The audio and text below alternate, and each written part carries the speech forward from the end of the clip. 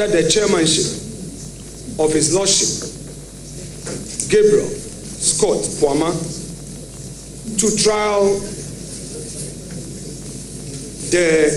Chief Justice amounted to a travesty of justice. Chairman. The removal our rules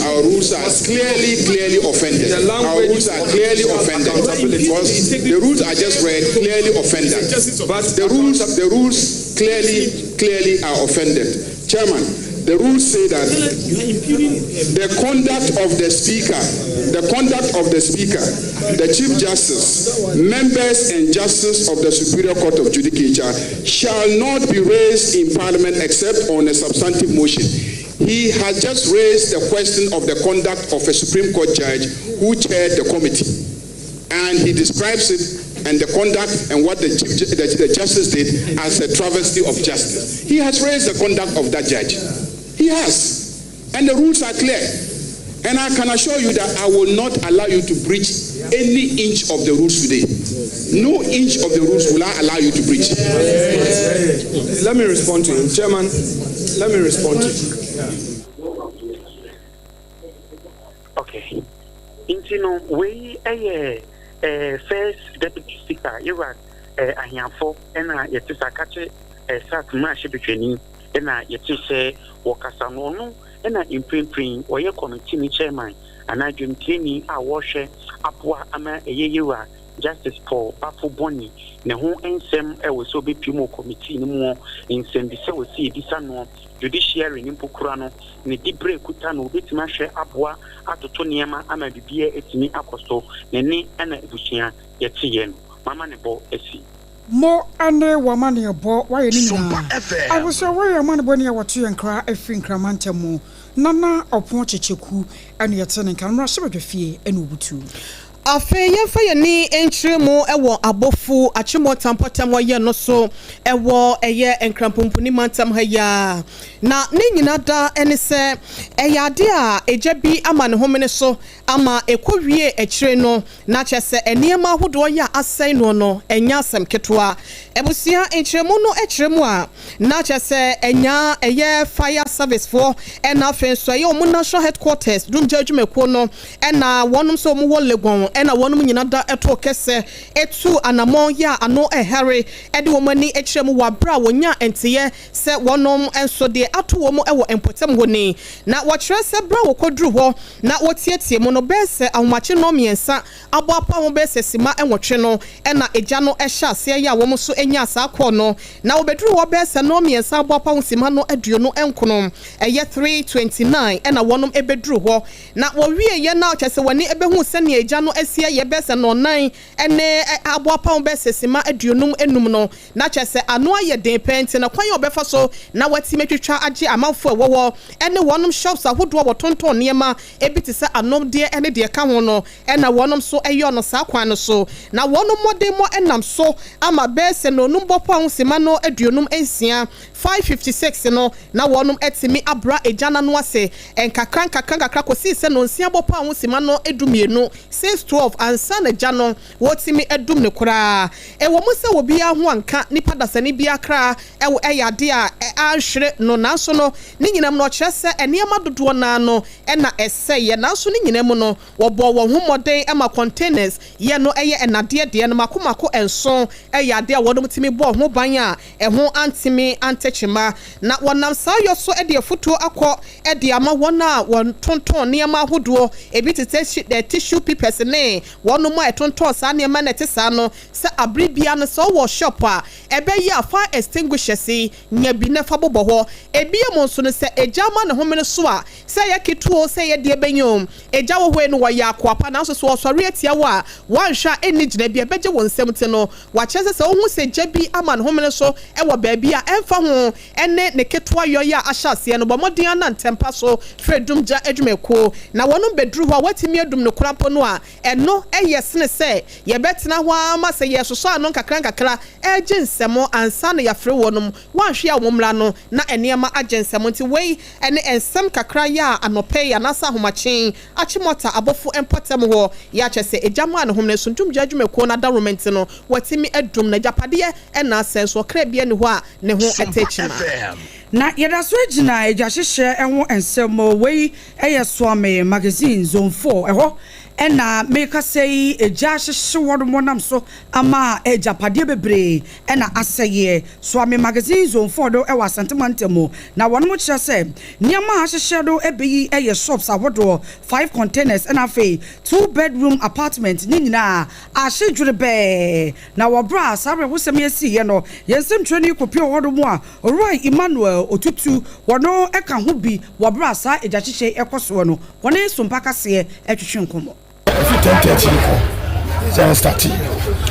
nti Janice we shiche nti lesen kombaka say o Janice na ensole nti Janice ya ba omu session mu dibiri ka call say ko friend man bi say omu fa service for ma o nti yesu dia na me yiri na nai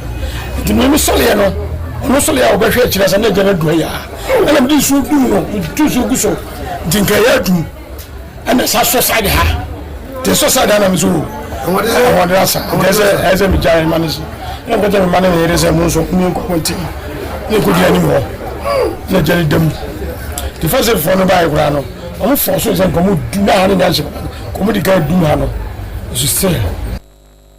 Arishba mani pa okasa ye Roy Emmanuel otutu wono eka ho bi wo bra sa eja hihye koso no ne niam ka ho bi a woni yensem twani etwetwe sankomo yi Ayekoye sikasemo na Financial Intelligence Center panyo kwantrofo ye wodano Yowura Kwadwo Twumbuofo wono anane nsamtrofo akasai wase Ghana no akasa ye twap mama na sene ye tenten said na wo bowramu aweska krabia awodo no a wo moye nioma chechire bo chencherencheche se woje wo ba bia anye enti wo sai check de ma obi na check ne bro ba se 5000 Ghana cedis na nipa na kwa yi agyaye wase mu amane eni mu hawa nipa ne befamuo kwa fa wide kaade bra ko yese bra ko choko photocopy ade de acha ka ho ebewie che ne sika no krampo no ni ti anye ya yansan so nyima no kire wa mu no a wo san check no wo san so ewo wasa sa no yomo nchi na ma ne mobile money abu a ene wo nia wo na kura fa sika no krampo to bank wo rebeto ne fon so na akromfo awia anam so ama opanyi pa no wo de atodwa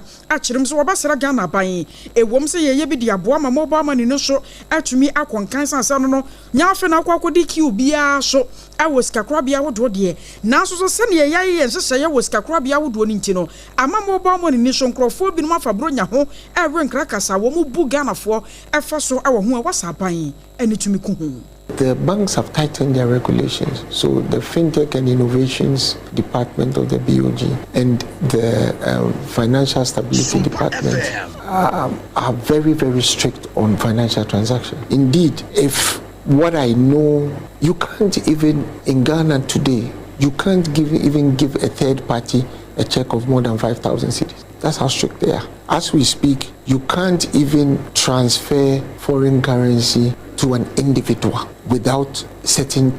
checks on the individual where the money is going. So they're very strict. So the platform that most of them use will be the mobile money platforms, which is more or less, I won't say unregulated, but because it's virtual, yeah, those virtual assets, it's more difficult to monitor. Then there's also Bitcoin and cryptocurrency. It's inactive, even though it's outlawed in this country. As we speak, it's actively being used because you see, by the very definition of cryptocurrency, it is difficult to regulate. I was wondering, turning carry a penny control for ya Financial Intelligence Center. What I know, or Kwasi. Akwadwo Twumbuofo na yero John Dramani Mahama gonje ni de hekronkron ya wo chide chawoma so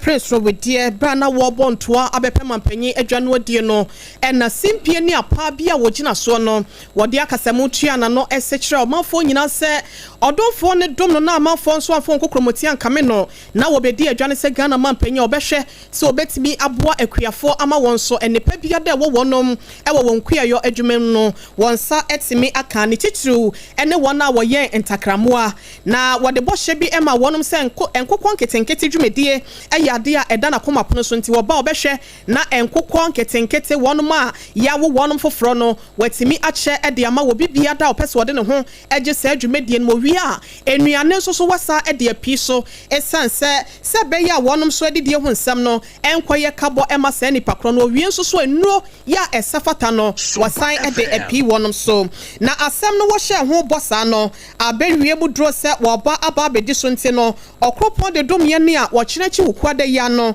ye November boso me da etoso dumie no wo hwe na wapa ho entoma na sansem wese na nam so wode wani ekiremu ewo sunyane a Poultry Farmers Association one vice president ya wono ewo ho yere monyam for Johnson Yeboaah wono so ekire sa kwese kokko football bo aisa aban no eyi wo mo ayipemu bia wodwene ho a wonte ase wo kire se wiase na nanom aka to seti kro we no enkwa agina ba nu sonso aya na emia nyansa wo we no edi ba ko 40 na so no se adwumedie we se wasa aban ene wonom o ka bi ewom esuesu adwene wo ho no wo se ama ne senti yawde wonom edi bi ewo aban ho ensem a wode title no say ena na esitie. It is not limited to Bono. It is about the Mother Association. I belong to NET. As I speak with you, I am part of the Ghana Poultry Farmers Association. That is a national. We have written to them not less than 6 times. The sector minister promised to engage us so that we can all come out with how best we can at least implement this program successfully. But they have just ignored the association. And this is national challenge. And I every day have a chat with my national president, Mr. George Dassan. And it is so miserable. It is so bad that the government will be implementing such a nice program. We want to commend the government. They don't say. Aha na hyese we no asempanyimfo bi wo mwadi eye akuafo ne bia ne mu kan se ne aye Johnson Yeboaah vice president ede masunwane Poultry Farmers Association no SSS as a national mpanyimfo no na kyesa se wonom soso akoye ye ne ma bi se ne awo sika se wadi wonom ho yaw no na wo hwe minister ya wono so hwe akuaye ho nsam so krampo no a abekire mu se wo hwe mpanyimfo yi aba ne wo ma ba be hia be se ne prince aso nte no se Yeboaah e ka se dia na mpanyimfo no ena nsɛmisa bi ho wose yehwɛ ne yebisa wonom tie bɛbɔ homemu ebre ya esafatamu no na national fo nso no sɛnea wonom so wɔka ɛwɔ asɛm wese ho no yɛtime ɛde adan mabusia yɛnto ansɛm no so ɛmfama mo yɛto so de a yɛda so agina nkokɔ ketenkete ɛne ɛho nsɛm wɔsoafo ya wɔno ɛna hwɛ yɛduane kurawio ɛho nsɛm so ɛyɛ honorable Eric Opoku wɔno so aba bonte de ato dwa sɛ aban no ɛde nhyehyɛye bi ɛba saa nhyehyɛye no ɛba bɛbɔ ekurafo a wɔn mo ɛyɛ poultry adwuma ɛwɔ memo wɔse wɔn mo ɛde kɔto cabinet animu a meka sɛ aban no ahyɛ sɛ animu yi a wɔn mo hwɛ sɛ nkwadaa yɛ ayɛyɛ nnuane ahodoɔ ɛma wɔn mo ɛwɔ schools ahodoɔ mu a yɛfrɛ no school feeding program no wɔn hwɛ sɛ ekurafo no yɛbɛkɔ wɔn hɔ na yɛkɔ akɔtɔ nkosua ahodoɔ na yɛyɛ aduane ɛde ama nkwadaa no ɛno mɛboa ama ekurafo yɛ abiribi a wɔn mo kasa nkosua yɛntɔ ne adeade no ɛbɛtumi aboa wɔn mo wɔbra wɔkasa no sɛ yi ɛna ɔde tu dwa. The issue was raised in cabinet, and His Excellency the President directed the Ministry of Education to ensure that the GLAT is cleared to support the school feeding program. I think some discussions went on, and I called in to clarify. So during the clarification, I stated that the ministry is now preparing to clear the GLAT. So that one, the directive has been issued. It is being enforced. So very soon, they will see the ministry on the field curing the excess eggs from the market. It is not only from the associations that we are getting the information. Some of the farmers have personally come to us to discuss some of these issues with us. I recall last week, a farmer came with the videos of the eggs that he has at his stores. And then he indicated that based on the campaign, he expanded his activities. And this is the result. Arishma mani po kasa ye honorable Eric Opoku wano ayo swafo a wohwe ye nuade eni krayo enwo samso no wie ye no woto so achem se ye no wanwa pa ese ekrafo ya wormo eye poultry adwuma no ebetimi akasa wobra na wo mo pa nkokon ketenketen wo mo pa hontoma no na wo mo enim enwo hwe enya ade a minister no ebe gbibia di free wo mo ho a wo kye se eye no wanwa yie pa. In fact, it is rather unfortunate that my brother is making this issue. I don't know whether the people we have engaged with are not the right people to be engaged, because people came here, they introduced themselves as leaders of their association, and in fact, they are big-time poultry farmers in this country. I have personally visited some of the farms that they have, and then we discussed a lot of their challenges together. In fact, all the issues confronting them were brought to fore. We gathered our technical people. The first day they came, we couldn't have a proper discussion, so we postponed it, and they've been here on 3 separate occasions. But you see, the poultry thing we are doing, people must get it clear. It is not just about Nkokon Ketenkete. No, I just want my Nipokasa, ye, Honorable Eric Opoku Wado, and a Yoswafo, was sure you do a day, Crabio, and want some sword and you could see. Yaguswada, Janakia, and someone a drum rabia. Wama Gana Mona Yobosumia would be a Mianiti Bupa. A beat is on toast in your dwarm and canini at yade, and no H me boo our jama so a faint on a corano sabiona yafo. And the idea was all 10 Ghana cities, no, which mean Yana Bears 2 Ghana cities, 3 Ghana cities. Now, and one I'm so Amayira Eric Opoku Creye. Yawa so for show my Ghanaian foodie, and in the one some son watch church moon was say a nay woman world food program. And penning for I shall say ya took a say atnasia dinkomo. Now one masha kwan power bet me adia first was send a bayer. Then we are near broom maybe a boobe where Jamasona Fay say a bedroom maybe crampono. Send your Kiafon was and one more woman fast one music cadafano. One moon to me Yanasa, then your money in our sans was Saquano, at two to me a cha. None in them no are buying Yesica Watane 500 million Ghana cedis and Sana Sadie. What media to us here? And now, from the figures we are receiving, we need around 500 million Ghana cedis to be able to clear it. So we had a meeting last week with World Food Program and some of our donor partners to see how collectively we can respond to this crisis. If we are able to deal with it perfectly, it will encourage our farmers to reinvest in the farming activities, because farming then becomes profitable. But if you don't act and we allow this food to go waste, it is a huge disincentive, and people will be demotivated to invest further in agriculture. And that's why we are more concerned about it. So we told them that, look, measures are underway. They should be patient. I was on a return and carry so for ya was show my Ghana and foodie and some so Yira Eric Opoku.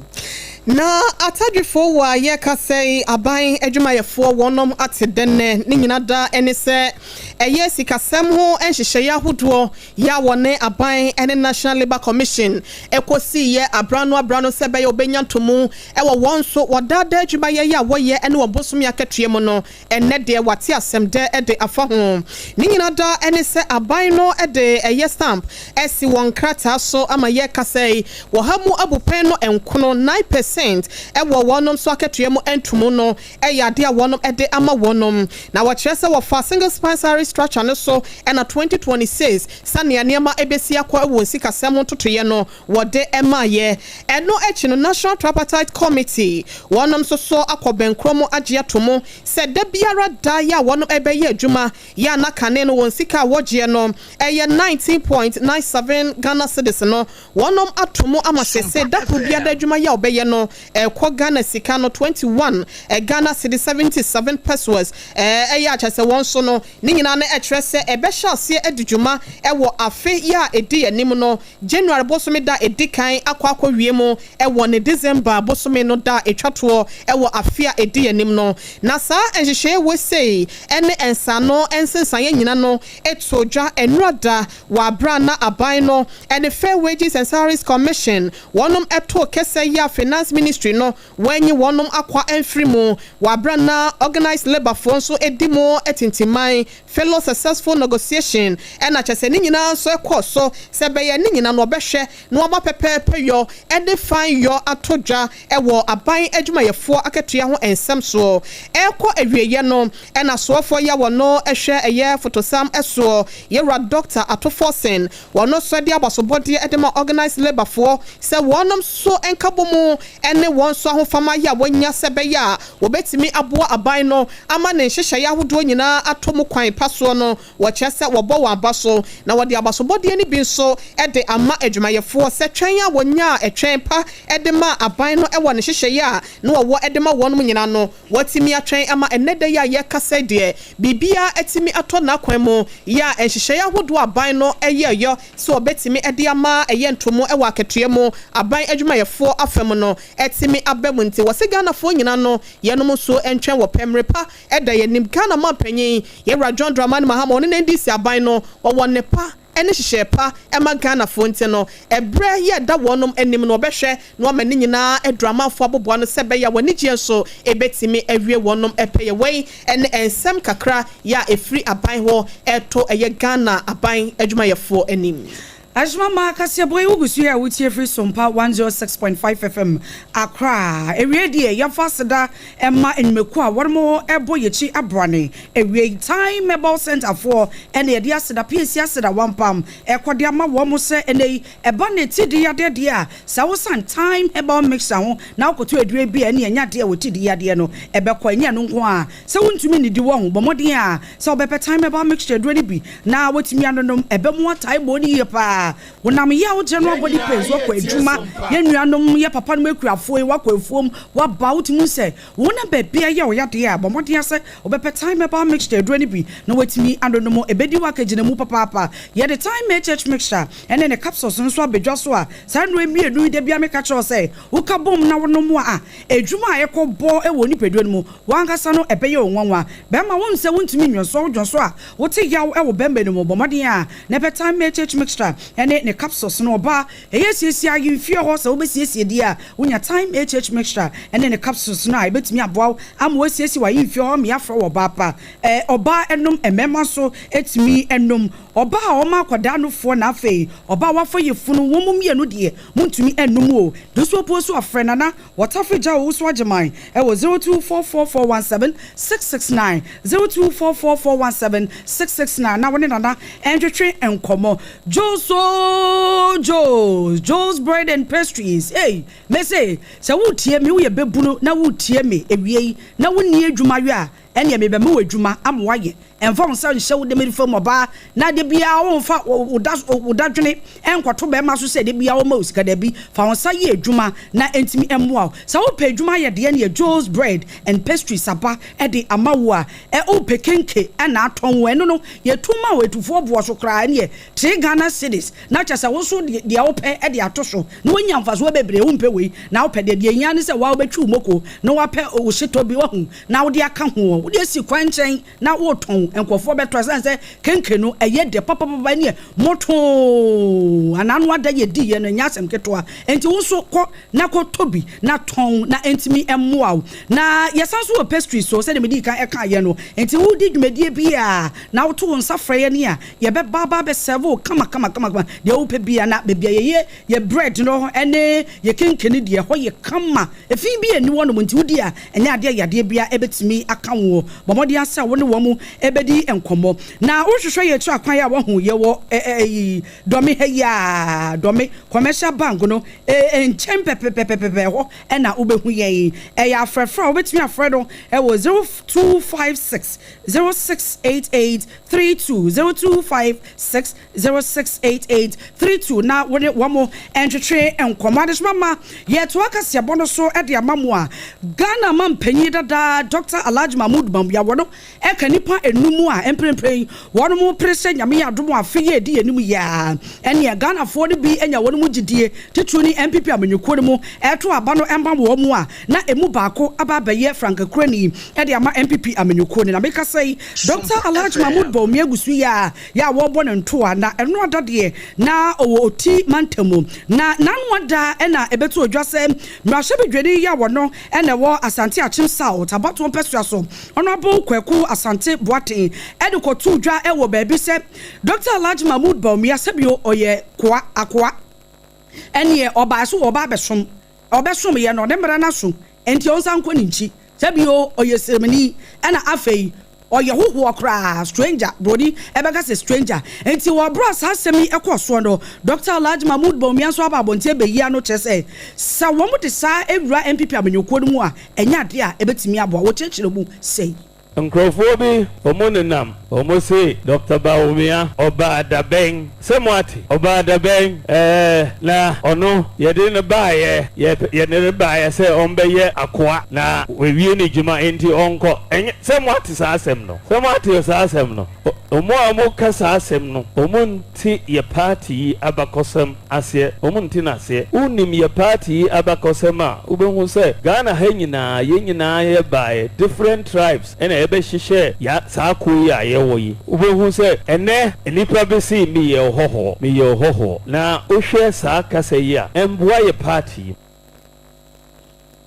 Aresma man ni pokasa ye Dr. Alhaji Mahmood Bawumia wano eye omampanyi dada abadi etwe onukro ya epre senyame ya domo afie di anim no wo mo prime minister wo mo kwoto no obetimi akura franka no e de ama MPP amanyoko no Abai krachi panyine ya wojina mode ma de hye watwefu atemo kwa amansene mu ayo monyamfo Isaac Yelson na wapanyi di atudwa wase aban no de obotaya pa de aka ya ba akopɛ se Ghana fo beta na chie na nani sode hu no atumi abamu na atwefu nuama kromu na ode asɛm yikotudwa ebra na siesie adwumade bi ekoso na ɛno na owura Isaac Yelson ɛtro se Ghana ban ne sode hu no botaya na soso pa ye bege na so omanfo no ama na kwan na ya hwese aban de betumi aye ne nyina wano anka ancha kura wo man no ye ba ma kwan sa NDC amanyoko won ntina so afebo na wonye siesie mapa e wo Ghana mamu no krese mo wo hwe ahokeka na nanen panifo afosuaman nyoma krom takwa amount from ahokeka presiding member ono so ne assemblyman na wo krom ya wo hwe ahokeka na edwumade a mpenifo ya na ose almost abasobode ose medin kan do mase because here government appointee bia na ebenya no se de ye wen they were appointee bi o wa enam ne suba ba ko mielu nti obodewuro oka asam chena nanom asam ba kwa na omode de ya announcement no kra na oba na obi ani ho nti se mehu sa de o se me SOMPA FM anu achi no onmonyafo Daniel Agboja Wano ya assembly member ewo mpotem ho wano so fa sa kwanya no so achrochro wano abumu hawa hodo ya wanamu ewo wo electoral area ye James company wa about midwife baby omo beti a wokra no delivery room problem de mai ye ni honorable DC e din komo as say no wa promise say enmanim ya afu ekurale nkwawie o wa be say obetimi amaye nya baby a emma ba be kwa awo a o metimi akọ kama living room ha betimi aboa DC enkrata sem ni na ready enche menim say betimi abem me no ka say na ekutu digumadi no enam MP so through DC omo ba be ye nsuo ba okra de amaye community nso a omo to o problem kase pa e di abre di dwa hwa nipa no ba betu no baba me ne ko ho amanfo Abusia wai onmonyafo Daniel Agboja no wai assembly member ewotwefu atimokwa na sane beya neduafo wonom so eho betimi afinu wanya eye nidaso amapa ama asetene mu bambon so no se beya pepepe ye ebeto dwente no Penyi bi etu ne ho asiwa ya wate koye friends National Hope for Prisoners and Social Justice Nana Kwakudua ene penyi kwankyerefo a wotua ano wode nsam ato amamu nyina anim se yenhwe na yemmoa yente kyerɛ dwumadi ahodo ye betimi aboa pagya ewo ensano dwuma entity ye ene se beya ye betimi asasiesie nipa wonom akwa ohihia mu a ye frise wonom asɛ ne betimi asaboa wonom ama wagyina wona so no eya asa dwumadi bi ene ne pa bi se ye ba yenhwe na yentai echire na wade nsem wese nyina etudwa wabra na dwumedie bi ekoso ewo Kinsolomo Universal Temple International asafomo ewo ebusuakuru wa ya no ewo Asante Mantem yenkonkotie Nana Kwakudua ensem ahodo bi a wose edefa yenom ho yepa no se ya churchere oman no niema wo ya edu be fiase se ye wositie eni akia eso bi ahwe ebetuma tu nipa bi ase odifo ana wodi me ya no na Hope for Prisoners and Social Justice. You be brave. You want special teamwork. The whole Ghana, you to Mapitia Information Center, FM TV show. You church of mine, so be a enayino adwuma ho asam no eten awo mai munti amama bunu ye wonte kede ye hu de ye anunti an yatete aye mabunu awo mo akwada no nsa adwuma mu so ye beko community bia mu ya bo mabunu no ne ya chiro bajuma. Nia wakasa ye a National Hope for Prisoners and Social Justice wonom kofari bane kendifo president nana kwakudu abusia na ye koswa abomonka yesane atrefsem no akano wase hwan ena edi nkan aye bibia mamia safarade a manhye no anemo sede Proverbs anase mebusam no so beka kirewo wo Proverbs 11:24 no wase sane a wono a wo mo ede makwa no sanso so ena wo hwehwe se monso matimi ede amakwa na enhira no aye dosopo ede amamo sanso ena ne sensa so ye toso aduonu enum no wase sede de bia da from ene promprom ye ebekọ obi a wo ma eso no sada ena nyankopon ehwehwe ede ama wonte no sompa chede eye dwumadie ya sompa 106.5 FM Accra sompa 93.1 FM Kumase afeita kwa sompa 101.1 Techima sompa 106.1 afei sunyane sompa 98.9 ena afei ni aka ni nyina takra de ka ho bi ye nyina da atokese ese dia wo bia no mobro wafo ekunafo nyanka yemfa mra isebe ya ankofo edidi ewo bronya wesem no wonom so ebenya bibi ede abo wano so twede na wani gye nso awie wonom peye no nti no entoma na wo entade mpaboa anasa ahosiesie enema biada enuane ahodo emo anwatentemantes ede de ka ho bia mpacho niama edigu ho ebesai na de wadaroma eya na wo de aye ni sika ma yenke ni beje pa na se bia wompo de opesa ototo niama na obetimi ede aye sika ede ama yempacho sompa stations no baby biada obi a wo bia no obetimi ede niama akoho na yetimi agye no fel so na ye catch se mobile money number ya ye de age sika na sa chede no eye ba kope eye 0598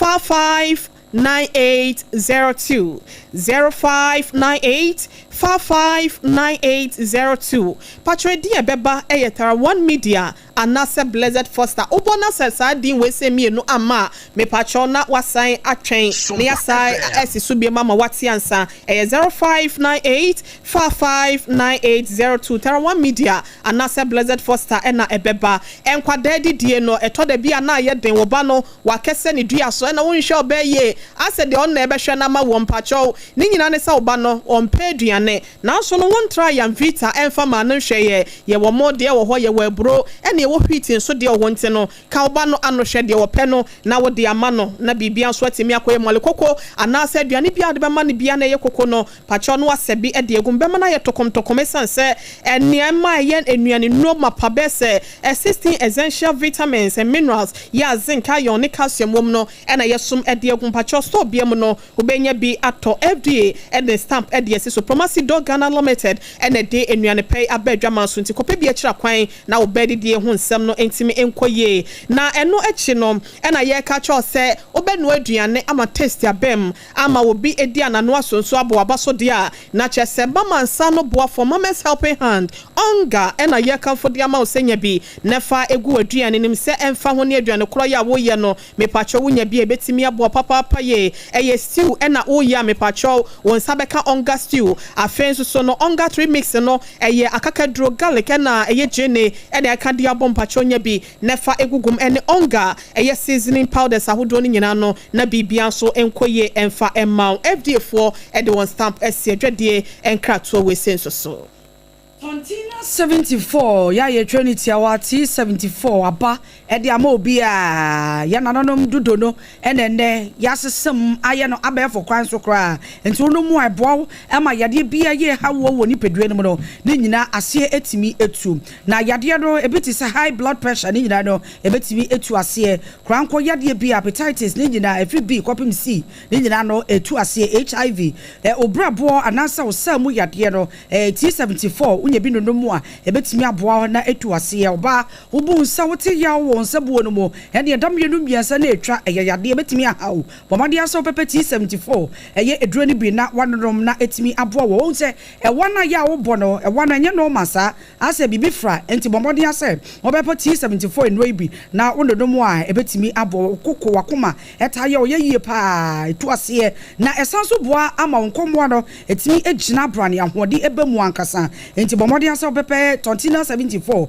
and at 74 and ready be now wait me anonom this will post you a free and pen 4 it was 0246 073498 and 0501 628931 now when you pen 4 nim common obe romu ewo kan shi drug linear obenye biato kumasin so ashtown obenye bi kwalinak hebo ni nyira no obenya edroi bi ato ama oyade yetimi akọ we ye gina so na ye twan wutia wa ebusua na yaji abofo nkrato abaye ba kasia no de akechire edoso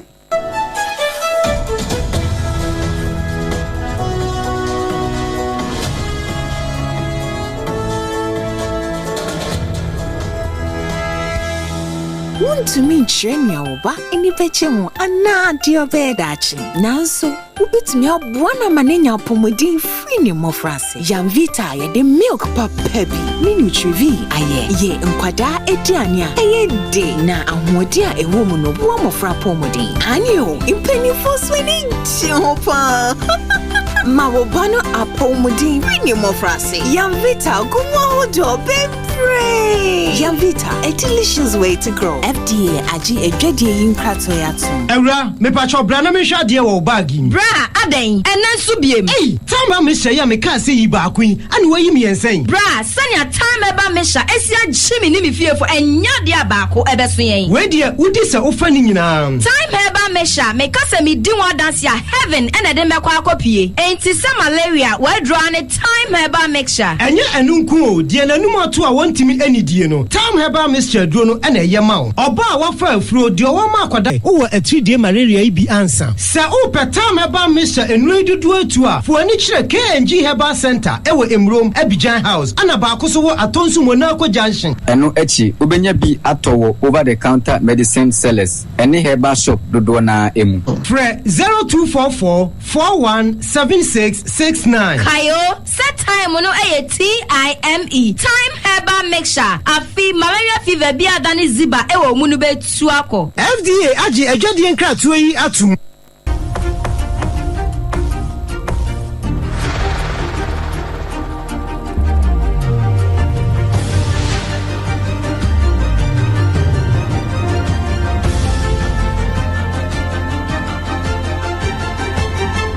SOMPA TV Emma Aketiapa.